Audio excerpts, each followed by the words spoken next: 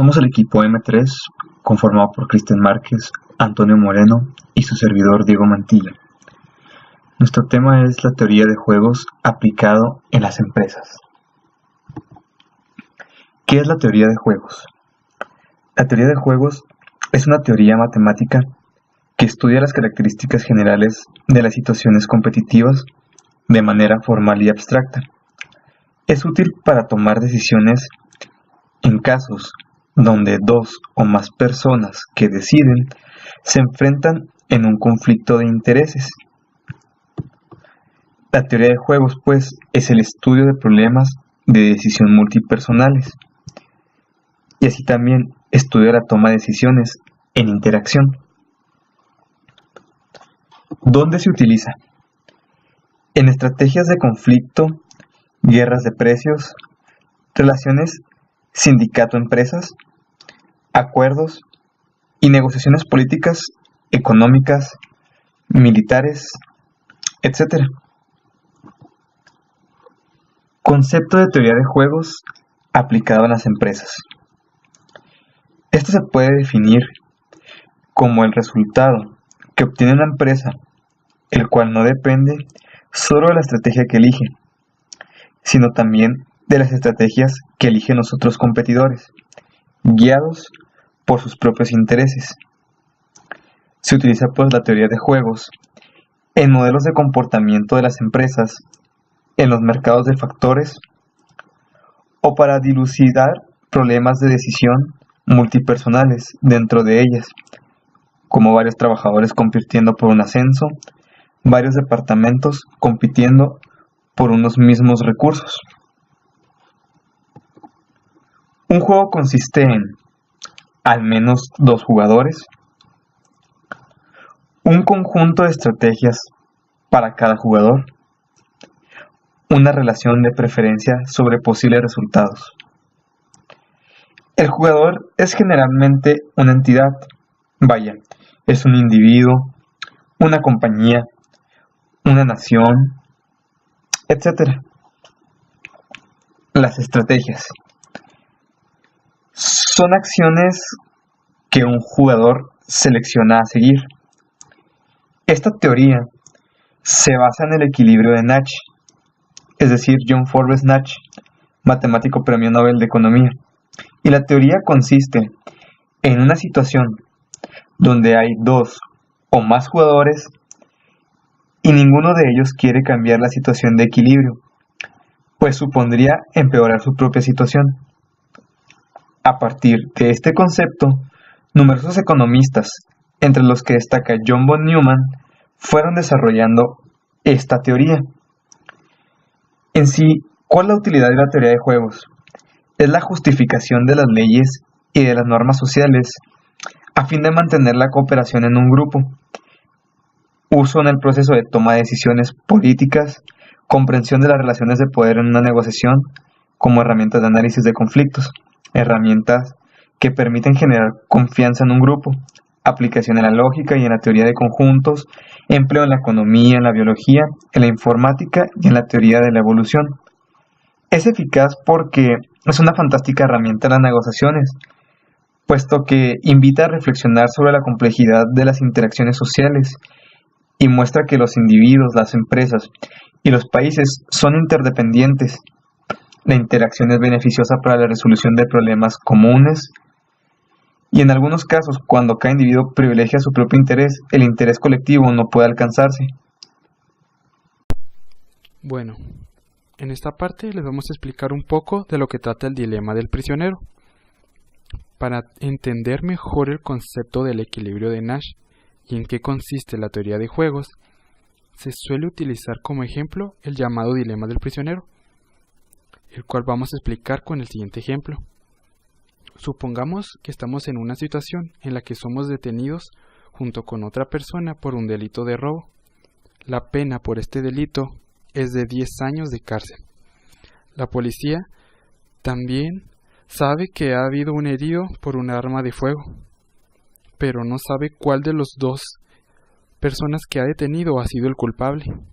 La pena por este otro delito es de 5 años de prisión. Ambos ladrones estamos totalmente incomunicados entre nosotros, nos tienen en un cuarto separados para que no podamos hablar entre nosotros.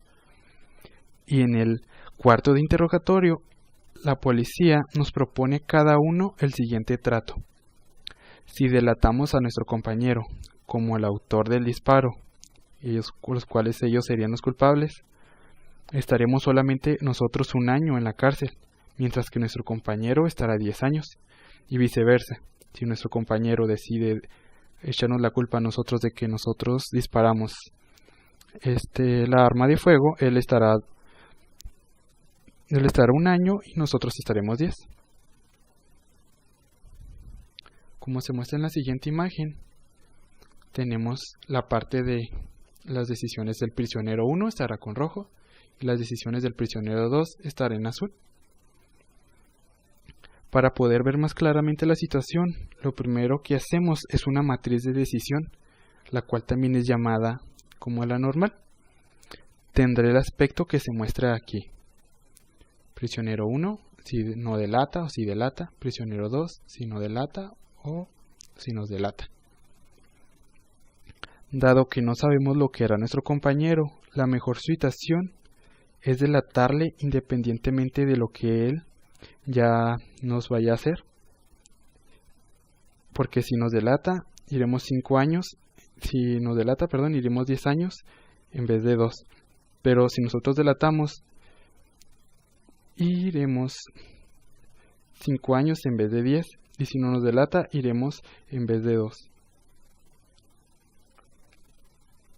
La situación que es mejor para ambos como conjunto sería que ambos no nos delatáramos y estuviéramos 2 años cada uno. Pero dado que al final lo más probable es que el compañero piense como nosotros lo hemos hecho, al final cada uno pasará 5 años de prisión. Esta situación alcanzada es el llamado equilibrio de Nash, porque ambas partes no pueden cambiar sin empeorar su propia situación. Lo que acabamos de explicar anteriormente significa que si el prisionero 1 y el prisionero 2 deciden ninguno de los dos delatarse, cada uno pasará 2 años en prisión. Si el prisionero 1 decide no delatar, pero el prisionero 2 decide delatar, el prisionero 1 pasaría 1 año en prisión y el prisionero 1 pasaría 10 años en prisión y el prisionero 2 por delatar pasaría 1. En el caso de que el prisionero 1 decida delatar, pasará 1 año en prisión, pero si el prisionero 2 decide no delatar, pasará 10 años. En el caso dado en que tanto el prisionero 1 como el prisionero 2 ambos decidan delatar a su compañero, cada uno, como se puede ver, pasará 5 años de prisión. Bueno, aquí vamos a aplicar la parte de las aplicaciones empresariales de la teoría de los juegos. Bueno, como casi todo en esta vida, la aplicación de la teoría de los juegos y el equilibrio de Nash tienen un doble punto de vista desde la parte empresarial, en la cual buscaremos alcanzar ese equilibrio para maximizar beneficios y minimizar riesgos, mientras que desde las instituciones que evitan la creación de monopolios y oligopolios, el objetivo será crear leyes para evitar que ese equilibrio se produzca, con el fin de favorecer el libre comercio y la competencia. Desde el punto de vista, las aplicaciones son infinitas y abarcan todo tipo de empresas, desde pequeñas a medianas y grandes empresas, desde un pequeño puesto de helados que está pensando en bajar los precios de sus productos, y este a su vez debe de tener mayor visión y debe de pensar cómo actuará el puesto de enfrente, un puesto de enseguida, el puesto de la otra cuadra, el puesto de la otra colonia. Y esto también aún se debe a que deben de verse y saber cómo van a actuar los demás, en qué beneficios tendrán, qué ventajas, qué desventajas. También esto puede ser una gran multinacional de automóviles que está pensando en invertir cientos de millones de euros para crear un vehículo eléctrico. Necesita saber cuál será el retorno de su inversión, el riesgo a sus asociados, ver el proyecto, si es viable o no es viable, según lo que puede hacer su competencia, verificar cuál será su ganancia y decidir todo lo que sea mejor siempre y cuando sea beneficioso para la empresa. Muchas veces estas decisiones, sobre todo cuando estamos en el ámbito de una pequeña empresa, pues aquí podemos pensar en el ejemplo del puestecito de helados, lo hacemos basándonos en la intuición y la experiencia, confiando en que nuestra decisión será la mejor. Esto quiere decir de que a veces no checamos los modelos matemáticos, ni la probabilidad, ni la estadística, sino lo hacemos de que, me va a ir bien si hago esto porque al vecino le fue bien o a otro lugar le fue bien, lo puedo hacer yo y voy a tener las mismas ganancias. Pero las decisiones siempre serán más acertadas y fiables si las usamos basándonos en las estadísticas y en otros conceptos matemáticos. De esta manera, por lo menos si finalmente sale algo mal, sabremos que tendremos de nuestro lado las probabilidades y hemos actuado de forma correcta, siendo ya otros factores externos a los que han malogrado nuestra estrategia. Teniendo, como dije, un modelo matemático usando la probabilidad, podemos tener mejores ganancias y si algo llega a salir mal fue porque tal vez no lo contemplamos, pero no lo dejamos todo por la intuición o la experiencia. En las grandes empresas que disponen de departamentos enteros de análisis de riesgo, este tipo de decisiones nunca son aleatorios y se basan en el análisis de las competencias, estudios del mercado y análisis de riesgo. Esto quiere decir que en las grandes empresas tienen departamentos que se encargan de toda esa toma de decisiones, ver los riesgos que puede tener, estudiar el mercado para ver si lanzar un producto es viable, revisar la competencia, ver todo lo que puede llegar a pasar, tener todas las probabilidades bien hechas, aplicar modelos matemáticos para ver si los productos son viables y como podemos ver, todo esto se puede llevar a cabo si hacemos la aplicación de la teoría de los juegos en el ámbito de lo que vienen siendo las empresas. En la siguiente diapositiva podemos observar un ejemplo de la teoría de juegos.